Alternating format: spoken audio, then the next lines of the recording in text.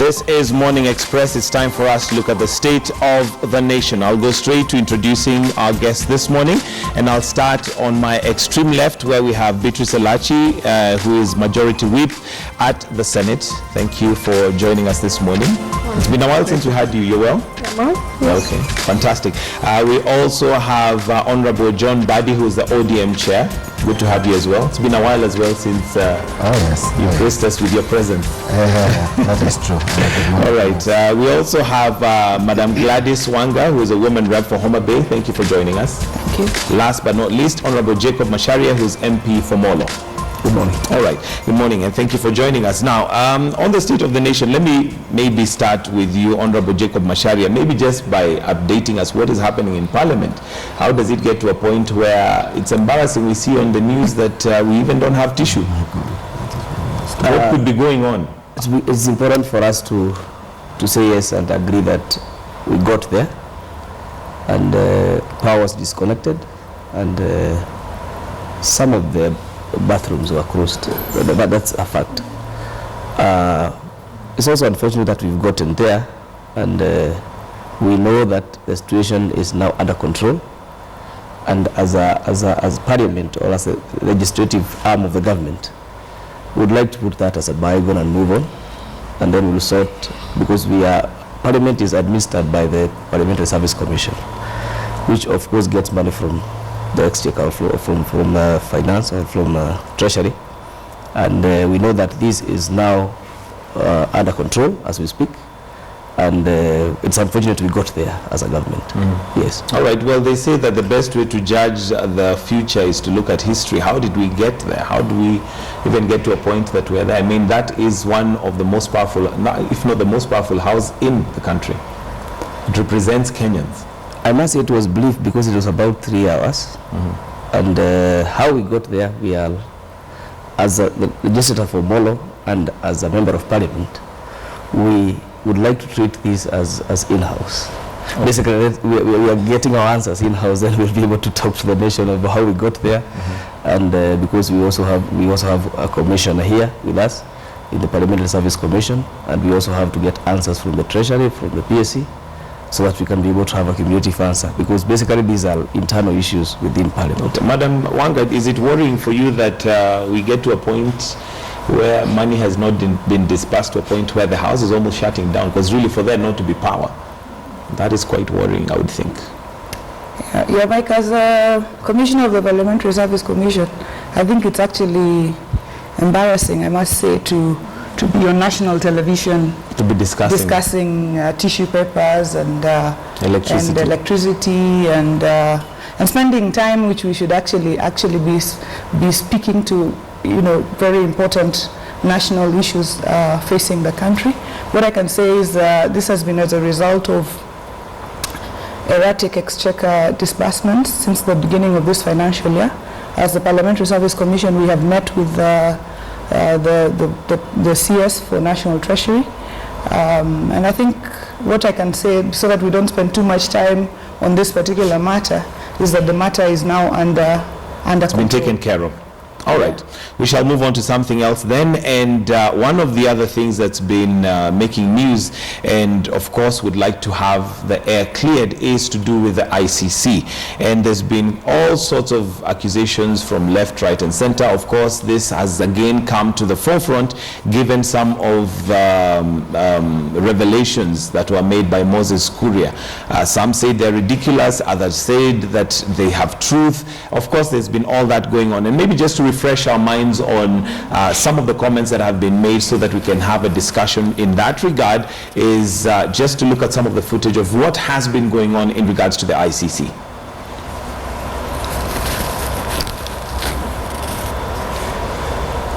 Sound.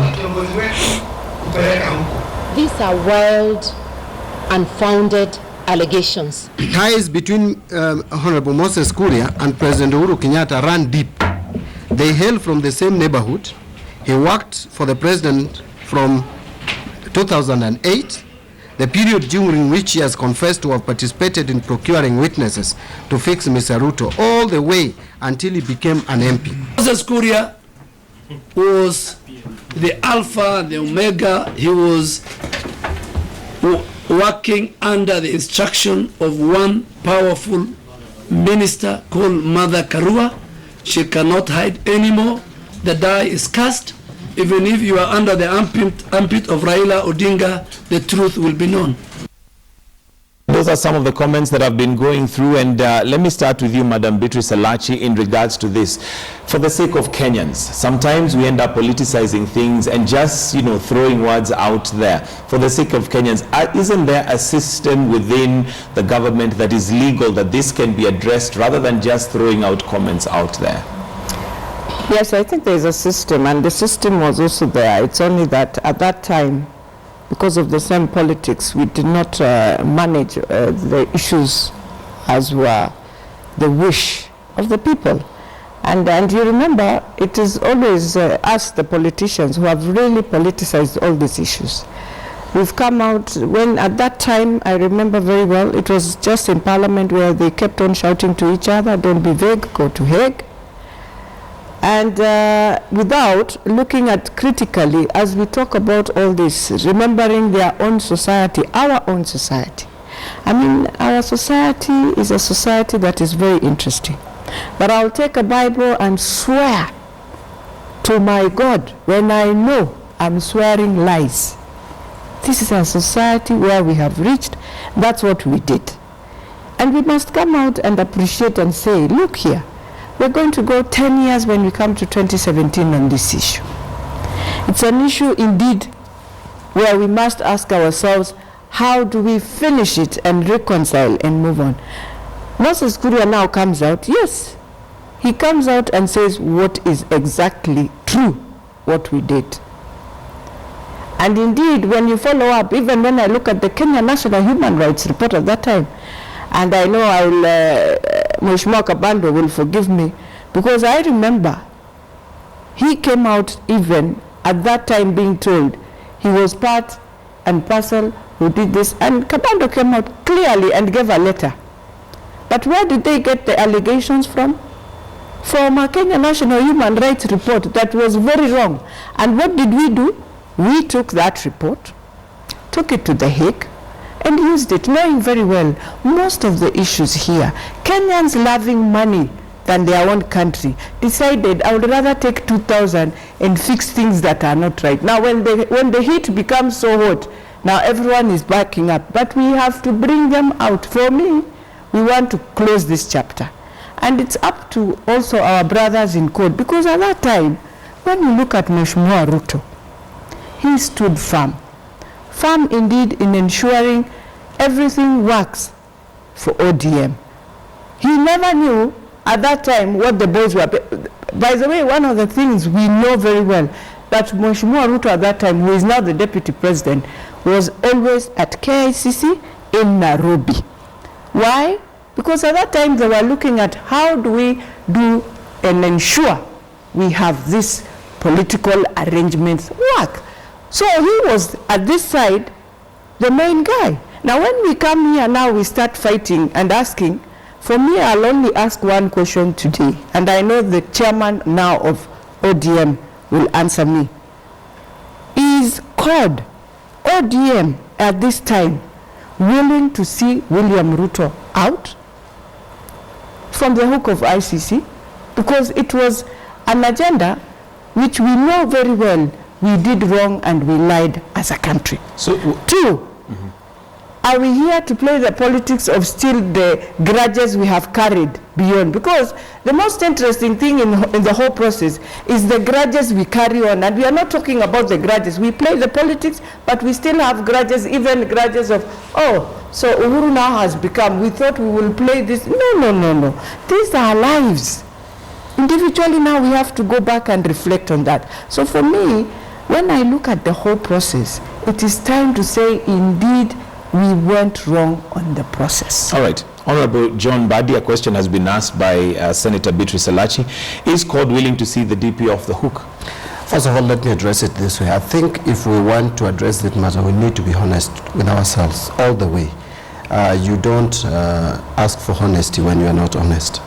I think we were all in this country and we know the genesis of this post-election violence, and we all witnessed what happened. and we know who was where at what time in terms of political arrangements. So when you want CORD to do a specific action, then you need to also be honest with that CORD or ODM, so to speak. What is the genesis of the recent Moses Kuria's outburst or so-called confession? Mm-hmm. It is because after the president's case failed at the ICC, and because of lack of witnesses, something happened in this country that kind of zeal and enthusiasm died. Somehow enthusiasm to do what? To fight against these cases. Mm-hmm. The Kenya government's effort died, or at least there was no visibility, mm-hmm. as we saw it then. Mm-hmm. Then all of a sudden came the issue of the recanted witness evidence. Mm-hmm. I think that is what has stirred Jubilee into action, and therefore I think either it was a panic from the Jubilee side, which I find irresponsible for a government, or it is a strategy to mitigate certain eventualities that is envisaged to happen. That is why you see now Moses Kuria talking as he's speaking. Now trying to link Raila Odinga to fixing Ruto is overstretching imagination, because we know we were all in this country in 2008, at least those who are speaking, because those who are not born then cannot be able to address themselves or to speak. Now we all know that Ruto was very key, and as she puts it, it is correct that Ruto was actually fighting for ODM's agenda. I tell you, at that time, many of us who were in parliament know the kind of hatred that, the kind of treatment that Ruto was receiving from the PNU side. Mm-hmm. So to try to imagine that Raila could have fixed Ruto is what we find baffling. Now, on the issue of asking ODM, or CORD for that matter, whether we would want to see Ruto off the hook, we have said before, and we repeat it, that we do not want any innocent Kenyan to be charged at the ICC and convicted. One thing that as Mbadi I don't agree to is the moment one of the cases collapsed, and now we only have one case against one William Ruto. You can add some as you want. Mm-hmm. But the figurehead that everyone is seeing there is one William Samoei Ruto. Mm-hmm. Actually, even Sang is being accused of just facilitating what is perceived to have been maybe Ruto's agenda. Mm-hmm. I think it is being unfair to Ruto as an individual, and because the majority of the people who died were from ODM side that time. You don't expect Ruto to have killed even the ODM supporters, if at all he participated in orchestrating this violence. And therefore we have said that it is now unfair to one individual, William Ruto, together with Sang. Because the moment the first case collapsed, our people died in Naivasha, our people died in Kibera, our people died in Kisumu. Generally, we can, and by the way, Kenyans died. Kenyans died. So what I'm saying, no. We have clearly two sides. There is two sides, the PNU side. But life is life. It is all right. Yes. That is why I'm saying. But what I'm saying, I think you're not listening. Kindly listen to me. The Ruto's case is because of the PNU supporters. Okay? The Uhuru's case, together with Mudaura and Ali's case, was on ODM supporters. And therefore, if you have the first case has collapsed, you cannot hold one William Ruto to have caused the deaths in this country over 1,300 as an individual. And that we have said as much. The only thing is, if you want ODM, if you want Raila, and Raila has offered publicly that he can be witness, but you cannot force yourself to be a witness of an individual. He has to pick you to be his witness. Who has refused? Has Ruto come out to ask ODM, Raila Odinga, or any other ODM member whom he thinks can be of use and help to his So according to you, if Ruto came out and said he needs Raila, for example, as a witness at the ICC, he's willing to do that? He has already gone public. Raila has already gone public when he was challenged by Murkomen. I remember he said he's willing, if there is anywhere where his Ruto would need his help, he's willing to testify at the ICC. But what Raila is against is using Tobiko, who has no jurisdiction over ICC matters, to play politics around locally, to show that something is being, or to embarrass him for no apparent reason. That one he cannot do, because recording statement with Tobiko, what will really help? Okay. I mean, we have to be honest with ourselves. That is what I'm saying. But I wanted to say, in a nutshell, that if we are not honest with ourselves, then we are sliding this country back to chaos again in 2017. Absolutely. Yes. Honorable Macharia, you as part of Jubilee and looking at what Moses Kuria is saying, isn't it possible to call the House to order given that we have Kenyans that lost their lives and all we're doing now is opening up wounds that we don't know whether they were healing, or would this be a sign that we've never actually healed and we've just literally covered our heads in the sand? Okay, as a member of one of the constituencies that was a hotspot for tribal violence for the last 22 years, I can say that when the ICC summoned the 6 individuals into The Hague, they were very clear and they said, the following 6 individuals bear the heaviest responsibility. That means there are others within this country who had who are responsible for some of the issues, but the 6 individuals bore the heaviest responsibility for the tribal violence. Now, finally, the list has now been reduced to 2, and apparently, or unfortunately, these 2 individuals are from one community. And when they are from one community, it is only natural for a certain community to think, why is it that it is only us? Finally, are we being profiled or something like that? What I would like to say, Moses Kuria has done something good because he's come out. And he's saying, yes, we sat in Galileo, we sat where, we planned, and the following individuals were there.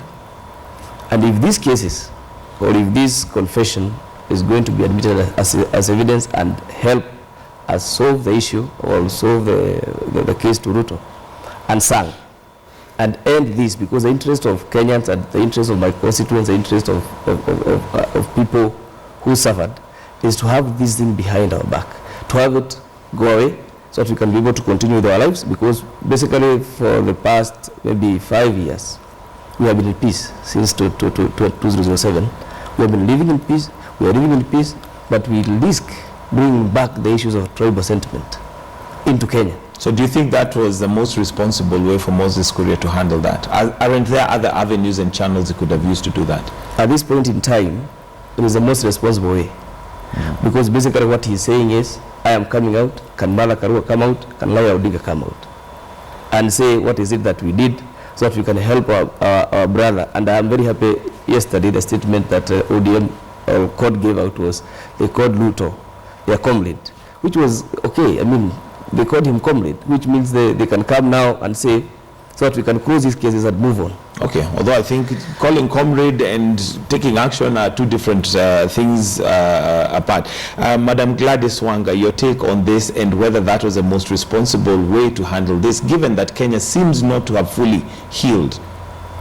Thank you, Mike. And you know, ICC is a very, very sensitive issue. Absolutely. In this country and post-election violence as well, and where we have come from as a country. And if you notice, as CORD and as ODM, we have been very, very reluctant to wade into this matter, particularly in the manner in which it has been raised, because of its very, very serious sensitivity. As you have correctly pointed out, Kenyans died. There are Kenyans, including in Homa Bay County, who were living with scars, you know, from 2007, 2008. There are families who lost all their property.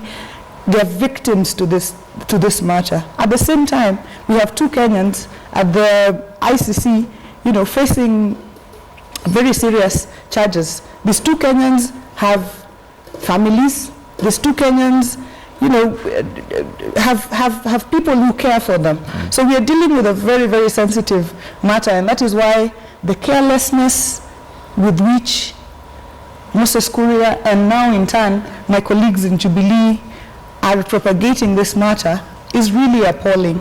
But anyway, I think Jubilee is now distinguishing itself in insensitivity and carelessness. When you say Moses Kuria and Jubilee, how has Jubilee been insensitive in handling this matter? When Moses Kuria made these allegations, I think it was incumbent upon the Jubilee, his Jubilee comrades to quickly rein in so that this matter is handled in a more responsible manner. But what Jubilee have done is to try and use this and the so-called prayer meetings to advance a certain political agenda. agenda. But what we don't realize is when we are advancing this narrow political agenda of going to the so-called prayer meetings, which are funded, by public funds, you go to prayer meetings, you then, instead of praying, you go and say Raila was responsible. You start naming, names. I think my colleagues here should read the Bible and know that Galatians 6:7 is very clear. Do not be deceived. God is not mocked. So the so-called prayer meetings that are being used for narrow political interests is really, really a very, very careless step. And what we are doing is now, you see, we are sitting here on national television saying you were responsible. The other side is saying you were responsible. What do we think we are doing to our electorate? We are reigniting ethnic emotions, and these people have come back and are living together. And as you said correctly, these wounds are just covered because we had the TJRC report, which has not been implemented by this government. We had the healing mechanisms which have not been effected. Mm-hmm. So basically we are dealing with a wound which is we simply covered, and now we are stroking it. We are stroking ethnic emotions. We seem to be and I'm really, really sad that the Jubilee the Jubilee government is handling this in this the way it is. All right, Senator Elachi, your comments on that in regards to Jubilee trying to maybe have this as an in-house thing for the sake of national cohesion. This is not an in-house thing. What we forget is that right now, Mheshimiwa William Ruto is the deputy president of this country. So it's a state issue. Even when we took it to ICC, we did not take it from an internal issue. It was done in Parliament where we had representatives. Therefore, it became an issue of the state. Mm. But the most important thing we should say, we have not closed the wound. We cannot leave two brothers from one community in an international court and you tell their community that, now we are scratching the wound. No, the wound is so wide. What we need to ask ourselves as a country is, how do we heal and how do we make sure this community does not feel, after all we did, we are now being profiled, that we are warriors, that we are the ones who kill people in Kenya. And I want to also tell the international community embassies that are here, because I know they are here. We've sat with a few of them. When you listen to their comments, you get even more worried, because they'll tell you, the integrity of the ICC is very critical. And therefore for them, they don't care. What they care so most is about the integrity of the ICC, but not the integrity of the person, the individual who is now at The Hague innocently being tried to be tried for something of not his now. Because when you look at William Ruto's case now, it has completely changed. It's a community thing. Because for him, he's being told, with your community, you being the general, this is what happened. Now, when we sit here, and for me and the chairman, I think we were at that time, yes, we were in PNU, he was in ODM. Sat at Serena, sat at many places. We know how we sat. We used to have our own issues, those were internal. But the two, we cannot now come here. For us, it would be very wrong, for me especially, to come and say, we have hit. No, we have not. Until the day we see the deputy president unsung out of The Hague. Now Kenya starts a roadmap of healing. So are you saying unless they are out of The Hague and they're not guilty, then Kenya cannot heal?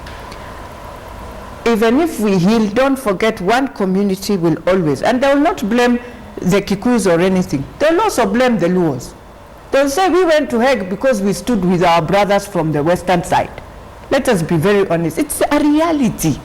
Even today, that's what they say. So in your opinion, what's the way forward? So the best way forward is all of us as Kenyans to say, this is our issue as a country. If we want to unite back to be Kenya, it's our issue as a country, and we must stand and finish this issue as a country. And we must put in processes of moving on now to heal completely. Honorable Mbadi. Where I would agree with Honorable Wanga is that this carelessness did not start yesterday. actually as a country we started being careless immediately after the post-election violence. We had an opportunity in this country to set up a local tribunal to look into this matter and handle it internally. A number of times the bill was brought to Parliament and it was defeated. In fact, today when I see, and I'm not holding forth for Honorable Martha Karua here, but because I know this matter is in court, but today when I see people blaming her, I don't know about the fixing or whatever, but I know for sure that Honorable Martha Karua led a process to amend our constitution then, to set up a local tribunal, which was roundly defeated by Ruto and Uhuru's allies in the National Assembly. I will tell you, I was very reluctant to support local tribunal because I felt then that ICC would have been probably the right way to go. But because of party interest and because I was whipped by my party leader, Raila Odinga, I decided to vote. And if you check the Hansard for a local tribunal report, yes, for the local tribunal. And if you look at the Hansard, we lost the 2/3 majority to amend the constitution to set up local tribunal because of Ruto and Uhuru's allies in the National Assembly then. That is where carelessness began. And now when you turn around and start blaming the same people who actually did not in the first place want Hague, then you are missing the point.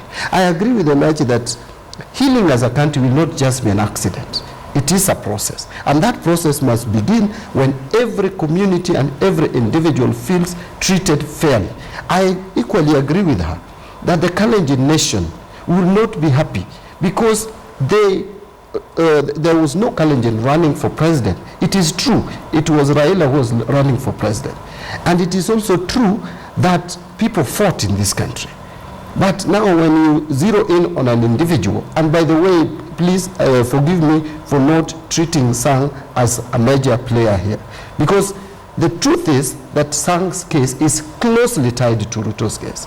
And it is like you are just now trying Ruto alone as being responsible for all the crimes that were committed. It is unfair. We all agree it is unfair. But the question is the way we are treating it. Because you see, when the Courier came out to speak, we thought that he would point out that I coached witness 1, 2, 3, and they are at the Hague. Then now, later on, he's telling us of people he took to Kriegler. First of all, Kriegler's report is not at ICC. What we have at the ICC is a case that originated from Waki Commission's report.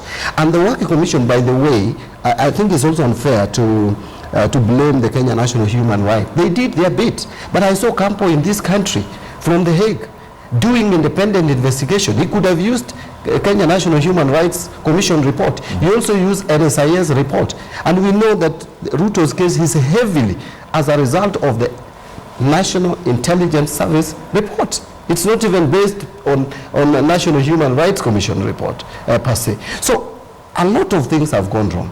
But one thing that we must accept, whether you are in Jubilee or you are in court, is the way we are approaching this matter is not helpful to Ruto as an individual, and it is not helpful to this country. If those prayer rallies were meant to play politics, then I know it is achieving some end.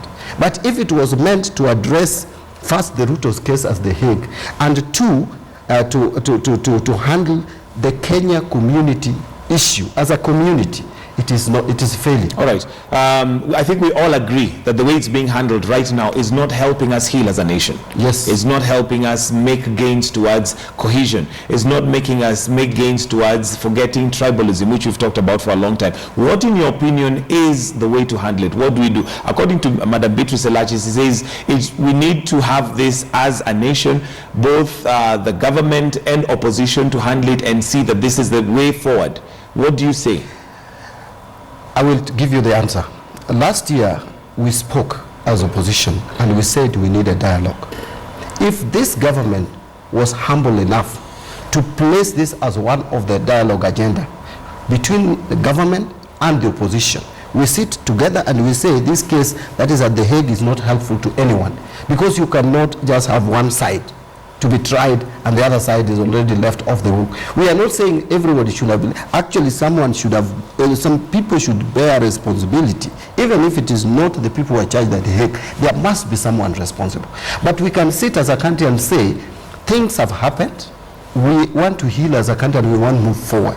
Why can't we put a joint case between the government and the opposition that we ask the international community to allow us to use our truth, justice, and reconciliation system, if we were honest with each other, so that we go to truth, justice, and reconciliation, and as ODM we say, we complained to ICC that our people are being killed in Kisumu, in Kibra, in Naivasha. Equally, PNU also complained. They also wrote a letter to ICC, and therefore investigations were commenced. These people didn't just come. The international community just didn't come to Kenya. Then we go ahead and say we are the ones who allowed Annan to hand in the envelope to ICC because he gave us even extended the deadline. He pleaded with us. Actually, we even mocked Kofi Annan at that time. And we said, why are you wasting time? You're wasting our time. Take it. Go to the Hague. And so let us admit as a country, come to truth, justice, and reconciliation, confess. If Kuria, that is where Kuria would have confessed his sin, if at all he was involved, as he puts it. And other people who are mentioned, who are not even mentioned, who may be culpable, would go there and confess their sins. But as a country now, we have a joint effort to this, towards this process. And we ask, now we play it political. We leave the legal side, because legally we will have to go have witnesses to go and defend Ruto at the Hague. But politically, as a country, if we have a united front, then it can work. But that could only work if Jubilee accepted to climb down. This excitement of 2013 is over. We need to run a country. Okay. We need to sit together and dialogue. That dialogue is not a weakness, by the way.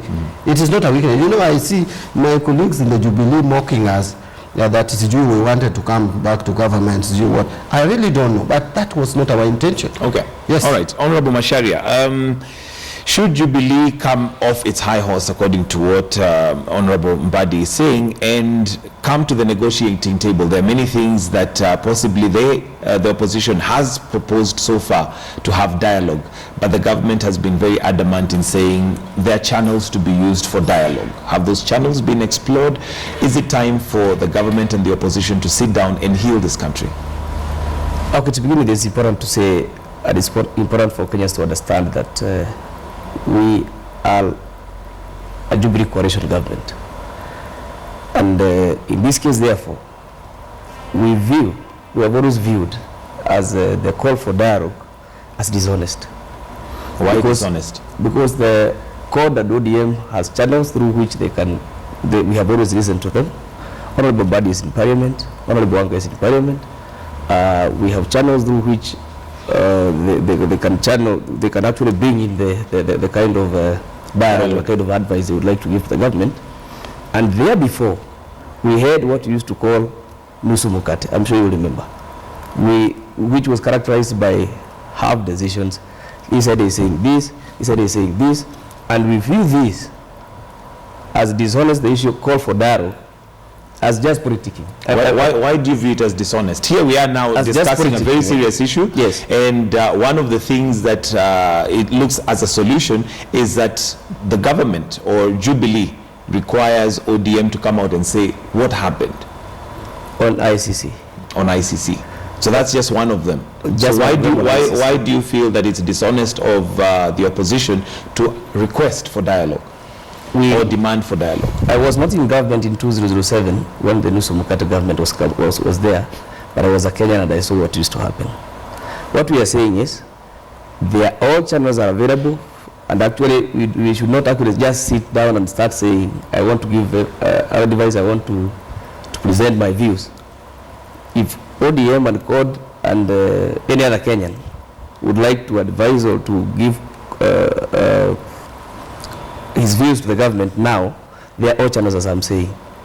You can present to Parliament, you can present to the county assemblies, you can present to to basically all the channels that they are, because I know. So in short, what they've not done is use the channels. They are not using the channels, but they would like to politicize this and put it like we have refused dialogue. You know what I mean? That we are the bad guys who are refusing dialogue, yet the channels are open.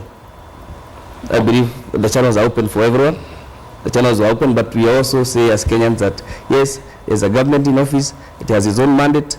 We also know that some of the issues we are tackling today as Kenyans emanated from when the government was what we call Musumukate. So I'm saying yes, if the opposition is really serious, they should just bring in what they would like to say. They bring in memorandums, they bring in petitions, they bring in... Okay, I'll come back to you on solutions regarding ICC and what you think is the way forward, but I'd like Honorable Wanga to answer to that. Has the opposition not used the necessary channels and is just a political, what somebody would call posturing, by saying, you know, the government has refused dialogue, yet maybe you've not used the available channels? I think listening to what my national chairman, Honorable Mbadi, spoke, and listening to the response by Honorable Macharia, I think this is what I was referring to when I spoke to the casualness with which the Jubilee government takes issues. When we say that we want dialogue, we also know that there is parliament, but we know that if we are acrimonious within that house in the manner in which sometimes we are, we cannot arrive at a solution. We also know that a lot of things that are debated on that floor, sometimes in a bipartisan manner, are negotiated elsewhere. And this is the dialogue that we're talking about. We're saying on an issue as important that is threatening actually to tear apart the fabric of this country, on an issue as important as the ICC, when we say we should speak, it should not be taken casually to mean that we want a Musumkate government. We don't. There is no provision for it. I mean, really, we do not want to enter government through the back door. We know that we are a government in waiting, and we are preparing to take over government at the right time. So this fear that we want to go into government through the back door is unfounded. What we want is to put this country together. And when there is an issue, Mike, of national importance, such as the ICC, an issue that is threatening to tear apart the fabric of this country, and we say, in simple terms, please, let's sit around the table and say, for example, when the majority whip said that we should do something as CORD and as ODM, this is the platform. This dialogue platform is the platform where, because we're also asking, surely, Raila has said, I can go to The Hague to testify, just call, invite me to do this, and all these things we are talking at each other, we can actually speak around the table. So have the channels been used? You know, the channel I understand him as speaking about is the channel of parliament, say, for example. But parliament is a divided house where there is Jubilee and there is CORD. So if we have a CORD position, I will go by the CORD position. And if there is a Jubilee position, the Jubilee MPs will go by the Jubilee position. But if there is a consensus and there is dialogue, which we are calling for, then we will have a bipartisan approach, because we represent parties in parliament. So the question would be, what would constitute dialogue, in your opinion, if the system that is put in place by law, which is through parliament, is not part of the dialogue? How would you see dialogue to work out? What is the round table we're talking about here? Parliament is part of the process. It's only that parliament is a house. The people are the people who should sit around the table and speak. Parliament is a platform from which we will advocate these issues. But if we do not agree... Can I just add to what Honorable Wanga said? Let me tell you, Mike, and I'm sure my colleagues, even though you are not in Parliament, from the 10th Parliament, you are in Kenya. A lot of issues that are so monumental that have been resolved in this country are first resolved outside Parliament. Then they come to Parliament to be passed as a formality. I will tell you, if we didn't have informal meetings, then in 2008, we would have not formed the Grand Coalition government. If you just brought that bill to amend the constitution to create the position of Prime Minister and all that, you would have not succeeded if you just brought it to Parliament. The constitution we have today was first discussed outside Parliament. You formed what was akin to a constituent assembly. We met at Bomas of Kenya, we met in so many places, Naivasha, and then in Parliament, it was a formality, because generally the political class had agreed and the country actually bought in. a lot of times, in fact, 10th Parliament was more polarized. And the PNU side and ODM side were almost equal in number. We were just 2 MPs more. A lot of issues we resolved, which were so heavy for this country, because first, the leadership held informal meetings, then we came to Parliament to pass it as a formality. Okay, so as we speak, our leadership, including the leadership of Jubilee, the executive, is not residing in Parliament.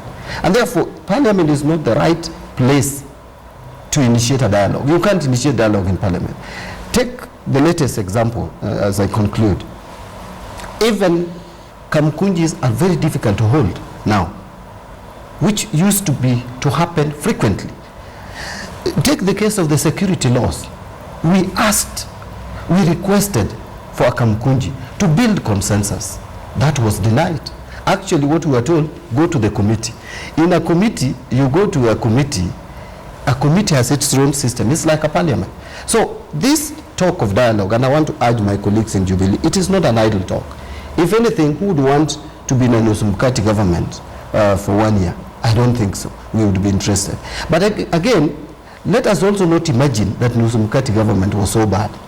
I would tell you a lot of development was realized in the past during 5 that years. time. So what I want to... It was not so bad. It could have had its challenges, which is normal, but it was not such a bad... We shouldn't treat it as a monster. There were a lot of gains made through the government. And the question here would be then, so what do you envisage as the round table talks? Are you talking about the opposition, maybe executive, and the executive of the country sitting together and having dialogue off Parliament? What exactly is dialogue? We made a very good proposal as CORD, which could have been modified if Jubilee was willing, that we were ready to propose membership from ODM or CORD for that matter.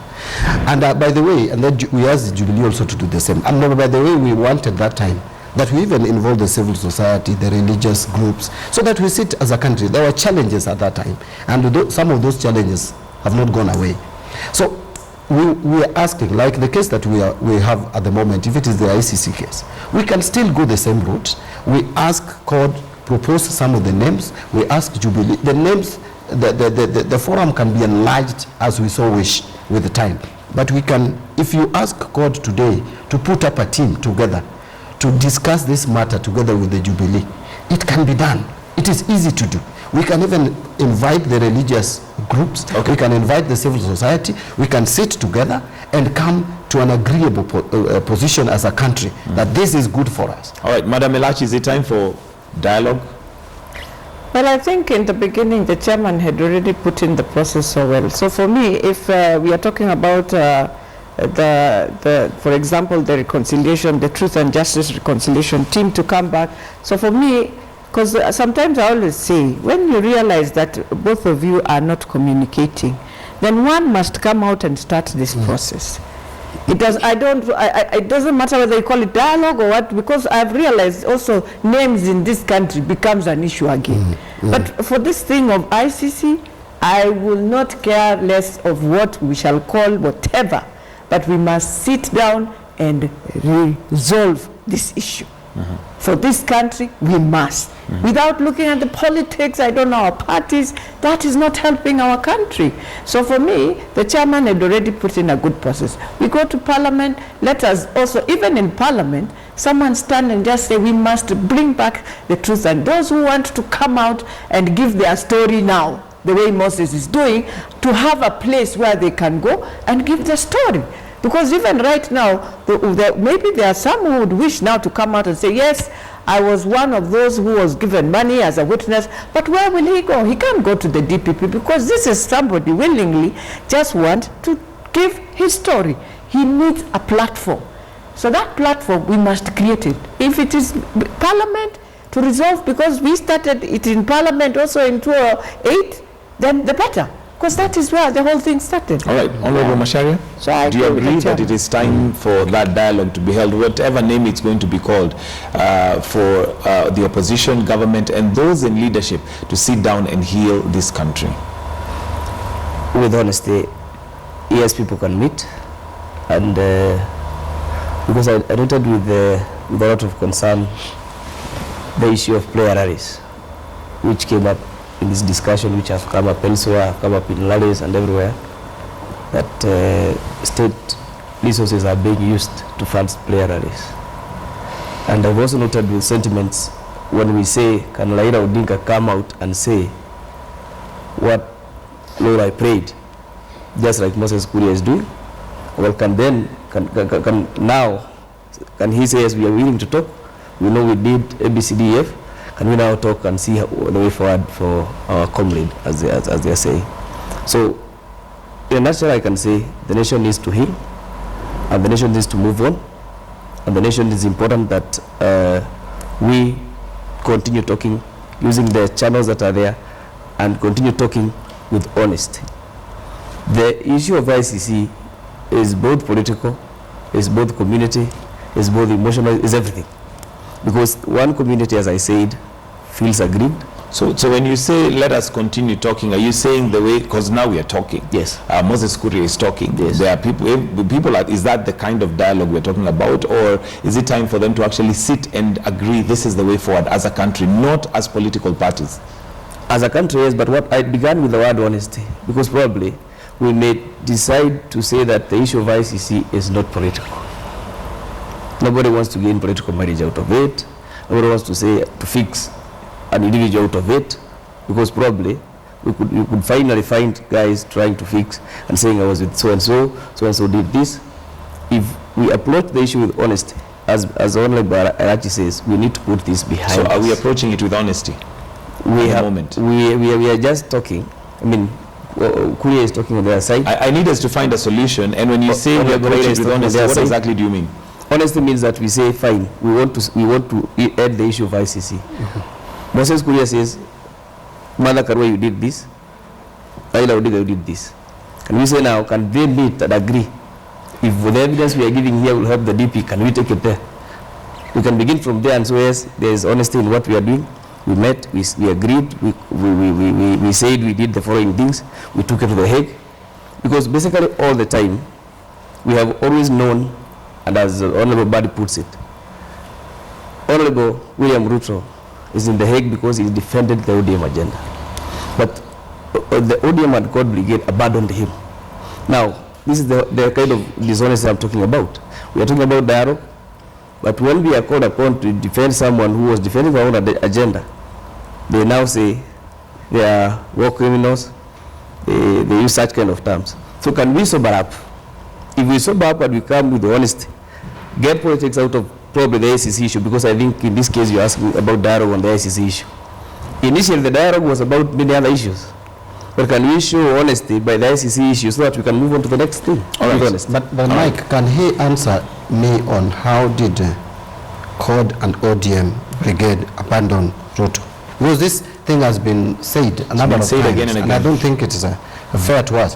What is it that you expected CORD and ODM to do so that we appear not to have abandoned Ruto? Okay, probably what I would say is, Moses Kuria says, he's saying it now. Probably it was common knowledge even then. But ODM wrote a letter to the Hague. The letter is in public domain. And the issue was, this was your comrade. A comrade who was in ODM. We worked together. So because of time, yes. What should ODM do so that they've not abandoned their comrade? For the first time, I would say, actually even for the last time, that yes, they should come out and say... Come out? It will come out. As in we are requesting actually Honorable Raila Odinga to come out and say what part did he play in fixing. But what if he didn't play? So in short, what you're saying is, according to from your statement, we assume, or rather, you're assuming that Raila Odinga did actually. He has been named. That's what I. By who? By who? He has been named by Moses Kuria. Kuria is saying yes, fine. Me and these individuals. This is what we did. What I'm saying is, can we see honesty on this case so that they do not abandon the economy? Let me come to Honorable Wanga, and the question to you would be, what would be so difficult in Raila Odinga saying or coming out and saying, this is my statement, just to clear the air? I think Raila Odinga has made a statement. He has said what needs to be said. In fact, even earlier than now, Raila Odinga came out and said, he was challenged, are you willing to go to the ICC? Because now this is with the ICC. The platform is the ICC. are you willing to go and testify at the ICC as far as defending William Ruto is concerned? And he said, I am willing. I just need a request made to me. Nobody has then made that overture. But when we come and quote Moses Kuria as an authority, having named Raila, then I think it's really not the place to be. Because we know who Moses Kuria was working for during that period. I think it is very clear that Moses Kuria was actually working for Uhuru Kenyatta as his political assistant at Baden Powell. So if he acted and if he procured witnesses, then he must have been doing it on behalf of his boss. So to come around and say that Moses Kuria was working with Raila Odinga, it makes nonsense. I mean, it doesn't make any, you know, you can fool some people sometimes, but you cannot fool all the people all the time. All right, give me your closing comments because we are out of time. Maybe your closing comments, and I'll come to you, Madam Beatrice Elachi, for your closing comments. My closing comment is this. This is an important issue. Nobody wants our innocent Kenyans charged in The Hague. We do not want bad, even as called an ODM, for William Ruto and Joshua Arap Sang. Let us sober up.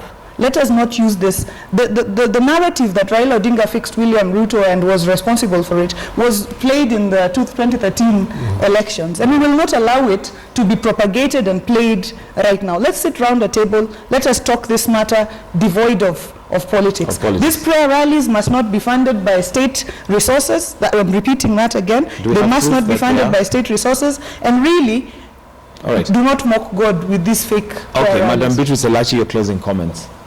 First of all, I go for the prayer meetings. We have never been funded by the state. If there is funding of the state, I have never seen. I know members come, they pay for themselves. I've been paying for myself. I use my car, I go, I come back. Those are prayers. Go forward and without putting in the prayers, because those are political. You know, let us not now turn it. These are political issues for the ICC, and I want to tell everyone in this country, starting from my side in Western, going back to the whole country. This thing of ICC, as a country, we must stand differently without putting in our own political ambitions, interests, greeds, and all that. Okay. And we must ensure we stand with it, we finalize.